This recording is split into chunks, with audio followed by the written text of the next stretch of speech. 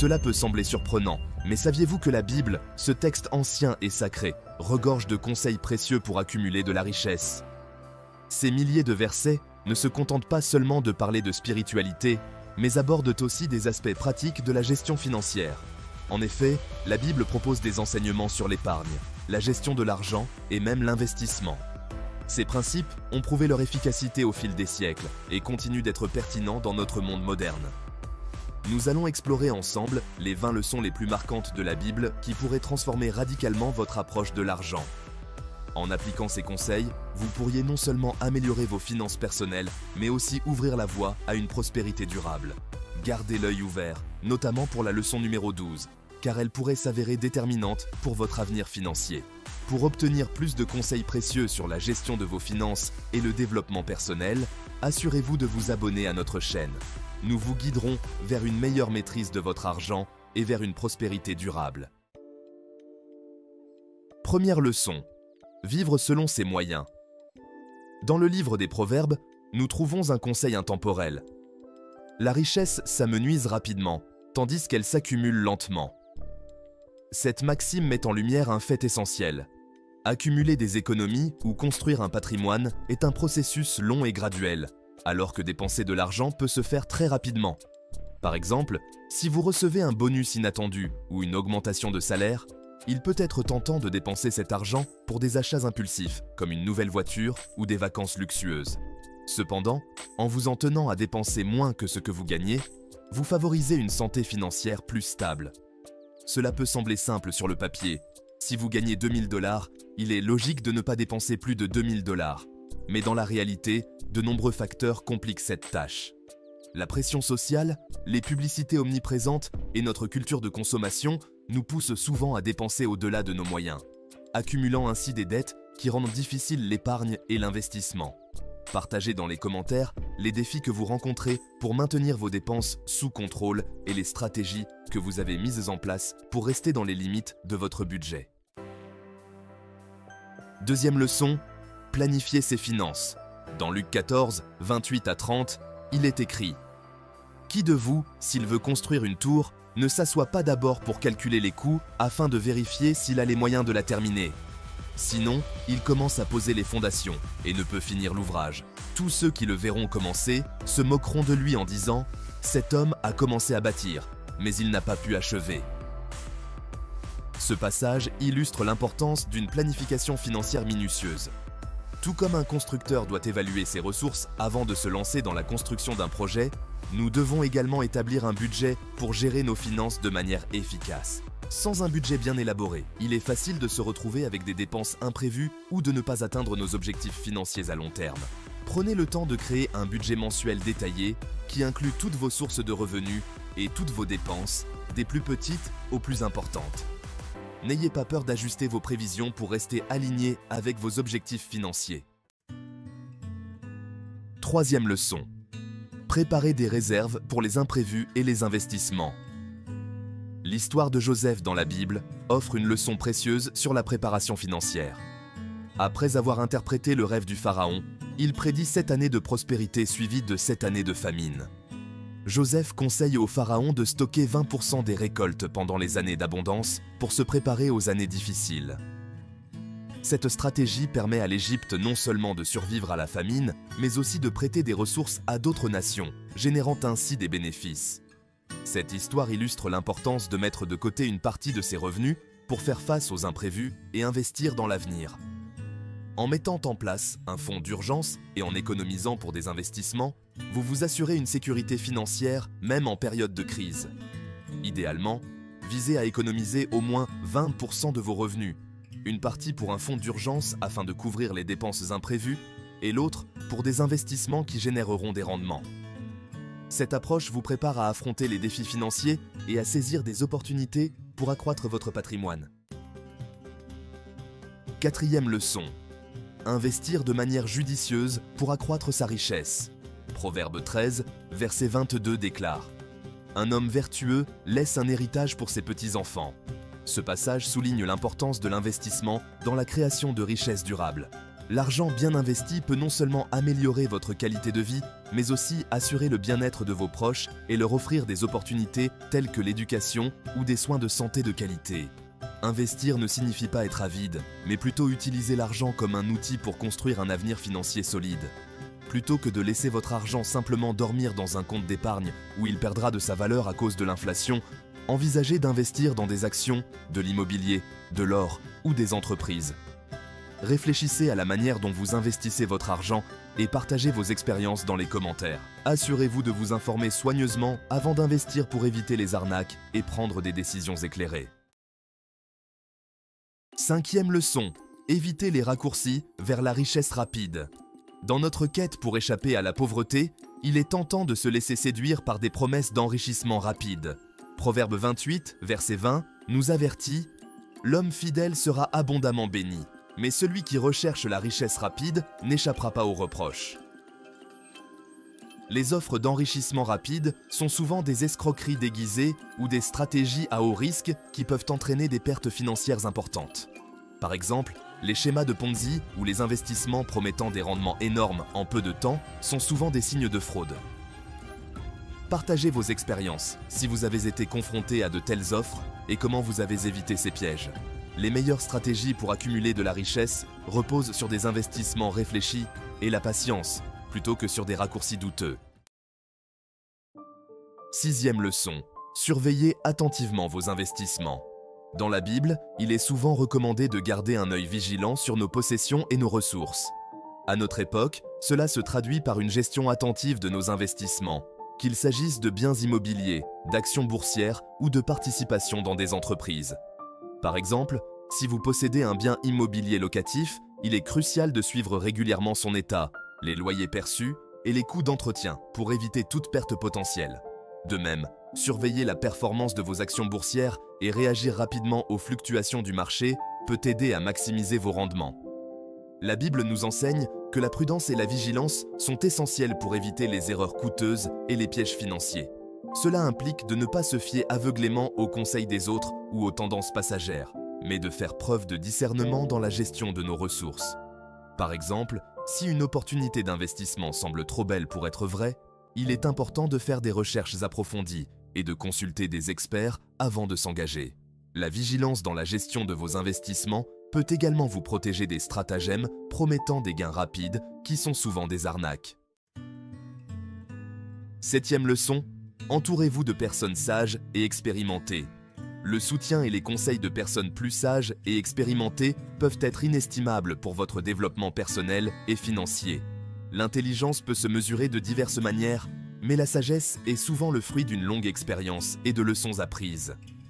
Par exemple, si vous êtes novice dans l'investissement, chercher un mentor qui a une expérience éprouvée dans ce domaine peut vous aider à éviter des erreurs courantes et à saisir des opportunités que vous auriez pu manquer autrement. Lire les ouvrages écrits par des experts financiers, écouter des podcasts animés par des professionnels de la finance ou assister à des séminaires peuvent également être des moyens efficaces d'accéder à la sagesse accumulée par d'autres. En vous entourant de personnes dont les conseils sont basés sur une expérience solide, vous pouvez améliorer vos propres compétences et éviter des pièges financiers.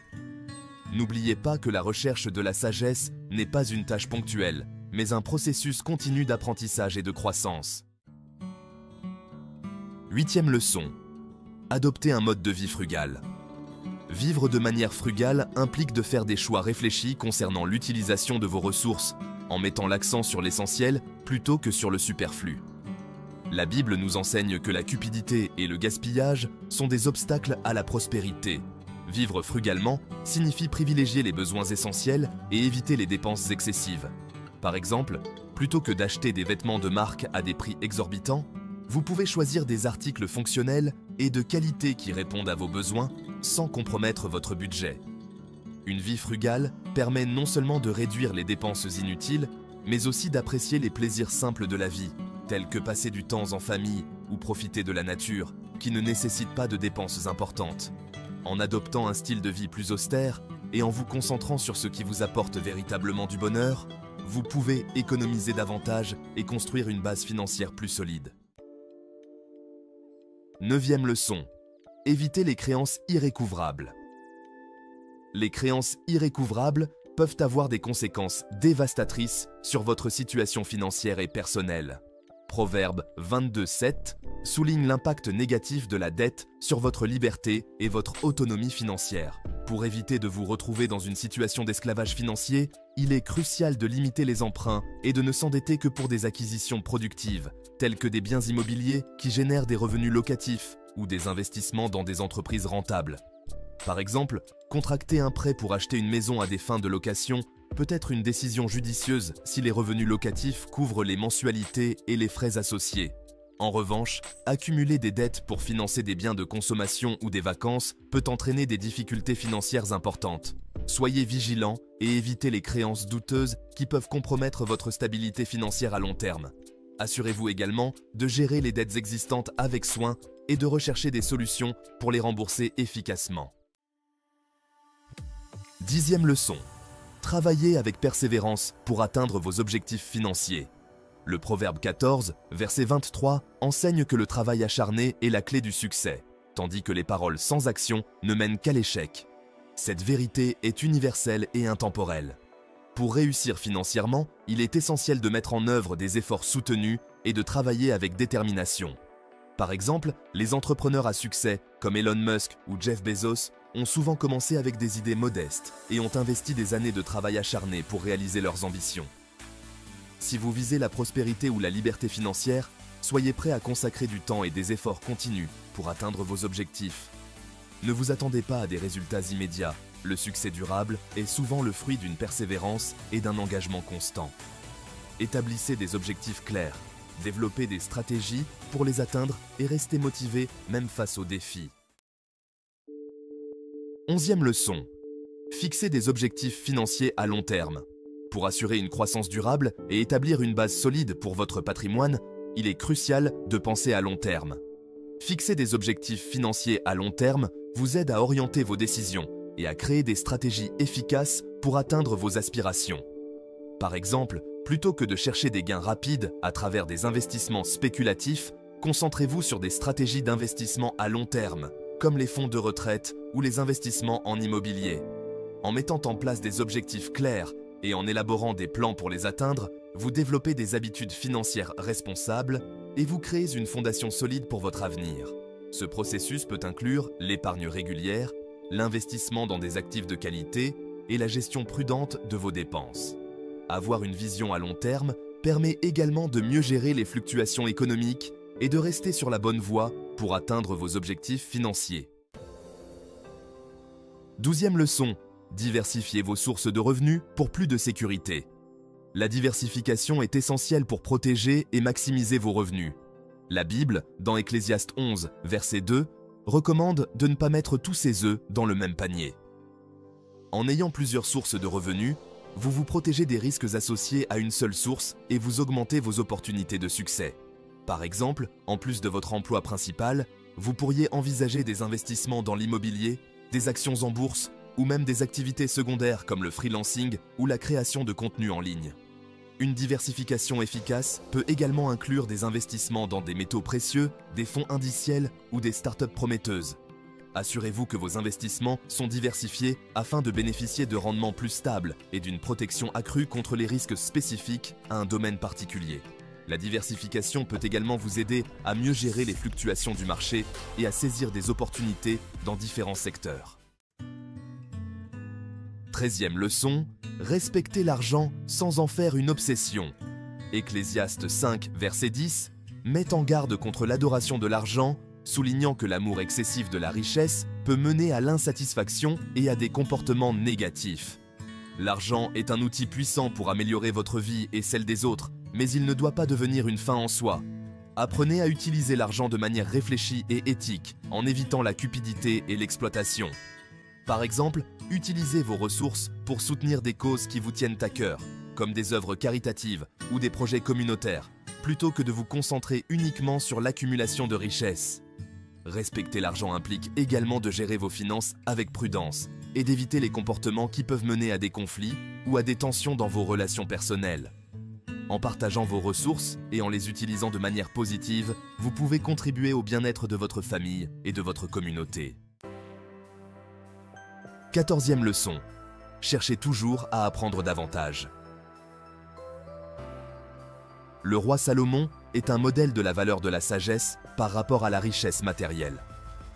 Dans un rêve, il demanda à Dieu la sagesse, comprenant que seule la sagesse pouvait apporter une prospérité durable et une gestion éclairée des ressources. Cette leçon souligne l'importance de l'apprentissage continu et de la recherche de la sagesse dans tous les aspects de votre vie. Lisez des livres, écoutez des conférences et engagez-vous dans des discussions enrichissantes pour continuer à développer votre compréhension et vos compétences. Par exemple, en étudiant les principes financiers de grands investisseurs ou en suivant des formations sur la gestion de patrimoine, vous pouvez acquérir des connaissances précieuses pour mieux gérer vos finances. Ne cessez jamais d'élargir vos horizons et de chercher des sources de sagesse, car cela vous aidera à naviguer dans les défis financiers et à prendre des décisions éclairées. 15e leçon. Faites preuve de générosité. La Bible met fortement en avant l'importance de la générosité, comme le souligne le passage de 2 Corinthiens 9, verset 7. Que chacun donne comme il l'a résolu dans son cœur, sans tristesse ni contrainte, car Dieu aime celui qui donne avec joie. La générosité n'est pas une question de richesse, mais de volonté et de cœur. Peu importe le montant, chaque acte de bonté compte. Par exemple, une petite contribution à une œuvre de charité ou un geste de soutien à un ami dans le besoin peuvent avoir un impact significatif. Pensez à cela, votre geste généreux pourrait être la lueur d'espoir pour quelqu'un qui traverse une période difficile. 16e leçon. Trouvez des opportunités dans les crises. Le livre des Nombres nous raconte comment, malgré la présence de géants redoutables dans les terres explorées, Joshua et Caleb ont vu une chance là où d'autres voyaient seulement des dangers.